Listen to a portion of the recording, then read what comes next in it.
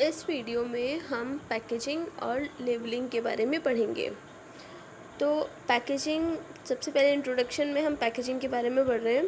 Packaging can be defined as an art, science and technology of preparing good for transport and sale. तो packaging को हम ऐसे define कर सकते हैं, ऐसे परिभाषित कर सकते हैं कि पैकेजिंग वो कला है, वो आर्ट है या फिर वो साइंस या टेक्नोलॉजी है जिसमें हम सामान को ट्रांसपोर्ट और सेल के लिए तैयार करते हैं। Packaging as an industry has two sectors. Packaging वो इंडस्ट्री है जिसके दो सेक्टर्स हैं, those who prepare the packaging material and those who convert these materials into packages. तो पैकेजिंग जो है उसके इंडस्ट्री में दो सेक्टर्स हैं, एक वो जो पैकेजिंग मटेरियल बनाते हैं और दूसरा वो जो इनको पैकेजेस में कन्वर्ट करते हैं। New packaging material are fast replacing the old ones. जो न्यू पैकेजिंग मटेरियल है वो क्योंकि इसमें क्या होता है, जल्दी जल्दी चेंजेस आते हैं, तो जो नया पैकेजिंग मटेरियल है वो ओल्ड वन को फटाफट रिप्लेस भी करते रहते हैं। A good packaging convey the quality of the product. और अच्छी पैकेजिंग ही किसी प्रोडक्ट की क्वालिटी को बताती है, which is distinct from the value of the product, जो कि प्रोडक्ट की वैल्यू से बिल्कुल अलग होता है। Attractive packaging is also an efficient point of purchase. जो अट्रैक्टिव पैकेजिंग है वो उसके अंदर एक एफिशिएंट पॉइंट ऑफ परचेज होता है, मतलब क्योंकि हम पैकेजिंग देख के डिसाइड करते हैं कि ये हमें कि मतलब जो पैकेजिंग है वो हम कस्टमर को काफ़ी हद तक अट्रैक्ट करता है, ठीक है। एंड स्टिमुलेट्स पब्लिसिटी और सेल्स, जिससे उसकी सेल्स भी बढ़ती है, उसकी अपीलिंग बढ़ जाती है प्रोडक्ट की। Okay, packaging is an important advertising means helping in carrying messages from marketer to the consumer. Packaging जो है वो एक इम्पॉर्टेंट एडवर्टाइजिंग है, क्योंकि पैकेजिंग पे पढ़ के ही कोई भी कस्टमर किसी चीज़ को ख़रीदता है। मीन्स वो ना एक मैसेज, एक मार्केटर का जो मैसेज होता है कस्टमर के लिए वो उसको कन्वे करता है। Packaging as a function has two separate dimension. Packaging के अपने खुद के दो डायमेंशन है, एक फ़िज़िकल एस्पेक्ट और एक बिहेवियरल एस्पेक्ट। फ़िज़िकल एस्पेक्ट यानी कि वो किस टेक्नोलॉजी से बना है, वो क्या मटेरियल है, और बिहेवियरल एस्पेक्ट कि वो किससे रिलेटेड है, आर्ट ऑफ प्रोडक्ट से, कि यानी कि एक्चुअली जब हमने किसी प्रोडक्ट की पैकेजिंग कर दी तो उसको देख के कंज्यूमर कितना अट्रैक्ट हुआ, कंज्यूमर के माइंड में क्या बातें आई, ठीक है, तो वो बिहेवियर है, ठीक है। कई बार हमें कोई प्रोडक्ट तो अच्छा है पर पैकेजिंग अच्छी नहीं है, तो उसका प्रेजेंटेशन देख के भी ना कस्टमर क्या करता है, उसका माइंड डाइवर्ट हो जाता है। और कई बार प्रोडक्ट अच्छा ना भी हो, उसकी पैकेजिंग देख के कस्टमर बहुत ज़्यादा इन्फ्लुएंस हो जाता है। इसका एक एग्जांपल देती हूँ। जैसे कई बार हम ऑनलाइन शॉपिंग करते हैं तो प्रोडक्ट की प्रेजेंटेशन देख के मतलब प्रोडक्ट जैसे वॉचेस होती है वो दूर से देखने में ना इतनी अच्छी लगती है कि मतलब बहुत इफ़ेक्टिव और इन्फ्लुएंसिव लगती है कि बहुत अच्छा प्रोडक्ट होगा। क्यों? क्योंकि उसको ऐसा इमेज उसकी कैप्चर की जाती है, उसको इतनी अच्छी पैकेजिंग के साथ दिखाया जाता है, ठीक है। तो वो तो बात की बात है कि जो प्रोडक्ट की क्वालिटी है वो कैसी निकली, ठीक है। तो वहाँ पे कस्टमर आधे से ज़्यादा जो कन्विंस होता है अपने माइंड से, वो उसकी पैकेजिंग देख के कन्विंस होता है, तो वो बिहेवियरल एस्पेक्ट हो गया। फिर फिज़िकल एस्पेक्ट में कि वो पैकेजिंग कैसे की गई है, कि वो क्या मटेरियल यूज़ किया गया है। अब देखो, कई बार तुमने बहुत ध्यान से देखा होगा कि कई बार जो बहुत क्वालिटी प्रोडक्ट होता है तो जो मार्केटर होता है वो उसकी पैकेजिंग पे भी उतना ही फोकस करते हैं कि उसकी क्वालिटी पैकिंग भी हो, ठीक है। अभी तुम कहीं जो रोड साइड वेंडर्स होते हैं, जो मतलब छोले भटूरे वगैरह ऐसा रोड साइड स्टॉल्स लगे होते हैं खाने के, अब उनसे कभी खाना पैक करवा के लेके आओ तो तुम्हें वो वहाँ पे सिंपल पेपर बैग वगैरह में डाल के दे देंगे।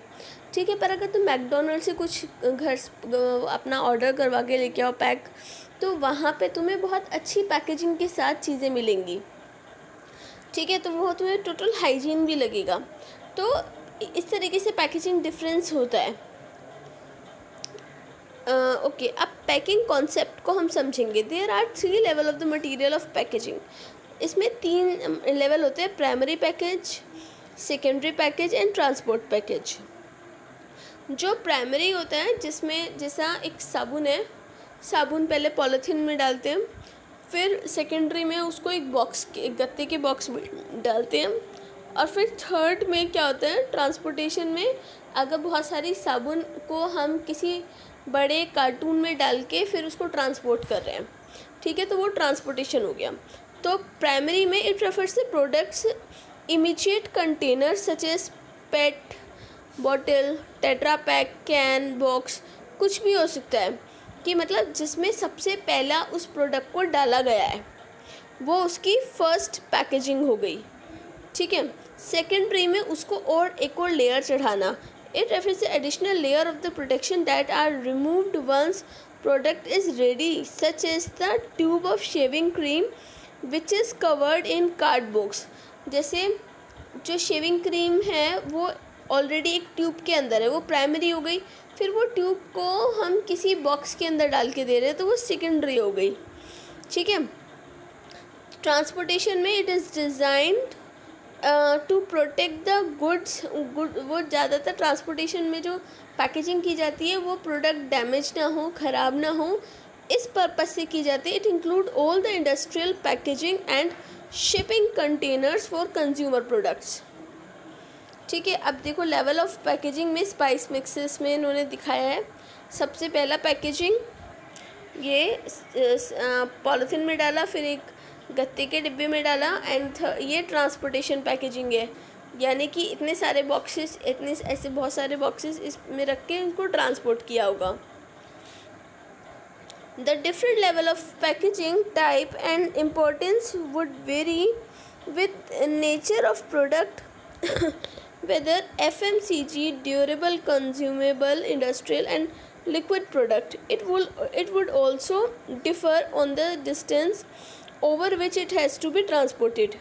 जो different level होते हैं पैकेजिंग के, या फिर उसके type and importance would vary, ये वेरी मतलब अलग अलग हो सकते हैं in nature of the product. मतलब पैकेजिंग के लेवल अलग अलग हो सकते हैं, उसके टाइप अलग अलग हो सकते हैं, उसकी इंपॉर्टेंस अलग अलग हो सकती है, पर ये सब किस पे डिपेंड करता है, नेचर ऑफ प्रोडक्ट पर। Whether FMCG, durable, consumer, industrial and liquid product, it will be also differ. मतलब अब तुम किस टाइप के प्रोडक्ट की पैकेजिंग कर रहे हो, मतलब वो फर्नीचर है, पेरिशेबल प्रोडक्ट है, या लिक्विड प्रोडक्ट है। इट वुड ऑल्सो भी डिफर ऑन द डिस्टेंस। फिर डिस्टेंस भी मैटर करता है, ठीक है ना, कि वो अब देखो कोई जैसे कोई घड़ी है, उसमें कांच का वो लगा हुआ है, ऊपर डायल लगा हुआ है, तो उसको उसकी पैकेजिंग अलग तरीके से होगी कि ताकि उसका जो ऊपर का डायल है वो टूटे ना, ठीक है। ड्यूरेबल चीज़ है, कोई फर्नीचर है, तो उसकी पैकेजिंग अलग होगी। फिर अगर किसी चीज़ को हमें बहुत दूर भेजना है तो उसके हिसाब से पैकेजिंग अलग होगी। It should be regarded as one of the important requirement of a manufactured product. ठीक है, तो ये मैन्युफैक्चर प्रोडक्ट के रिक्वायरमेंट के हिसाब से होता है कि मतलब प्रोडक्ट कैसा है, उसके रिक्वायरमेंट के अकॉर्डिंग उसकी पैकेजिंग की जाती है। Quality control of the product would be meaningless if the package designed to carry the product from to factory to ultimate customer is not adequate. Quality control of product would be meaningless. जो quality control है product की वो meaningless होगी अगर package design to carry product from factory to ultimate consumer. अगर factory से जो product उठ के कस्टमर तक आया है उसकी पैकेजिंग अगर ठीक नहीं है, उसकी क्योंकि अगर हमने उसकी पैकेजिंग ठीक नहीं की, किसी भी तरीके से प्रोडक्ट डैमेज हो जाता है, तो उस प्रोडक्ट की क्वालिटी मैटर ही नहीं करती कस्टमर के लिए, क्योंकि कस्टमर को चीज़ ठीक चाहिए, ठीक है। Role of packaging. Good packaging may lead to improve customer acceptance.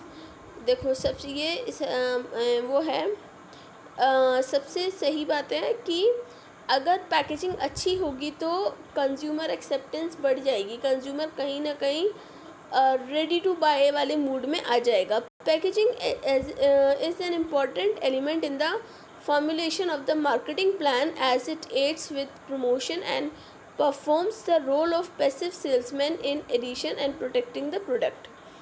Packaging एक बहुत ही इम्पॉर्टेंट एलिमेंट है मार्केटिंग प्लानिंग के लिए। It aids with promotion and performs the role of passive salesman. ये मतलब ये प्रोडक्ट की प्रमोशन भी करता है और एक सेल्समैन का काम भी करता है।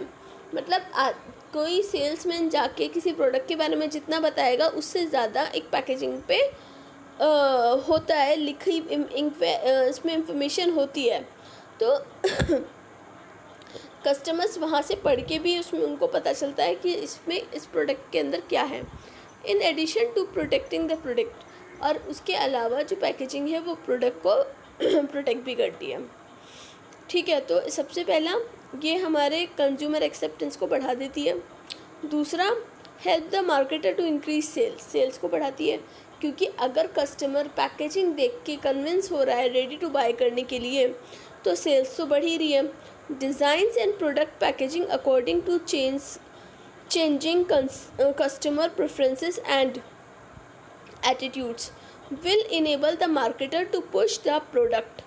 तो जो डिज़ाइनिंग है प्रोडक्ट पैकेजिंग की according to changing customer preferences attitudes will enable to okay, अगर हम प्रोडक्ट को कुछ इस तरीके से डिज़ाइन कर रहे हैं जिसमें कि कस्टमर कन्विंस हो रहा है उसको बाय करने के लिए, तो एक तो वो कहीं ना कहीं उसका अट्रैक्शन बढ़ा रहा है प्रोडक्ट का, और मार्केटर क्या कर रहा है उस प्रोडक्ट को मार्केट में सेल करने के लिए पुश कर रहा है उसकी पैकेजिंग इतनी अच्छी होने की वजह से।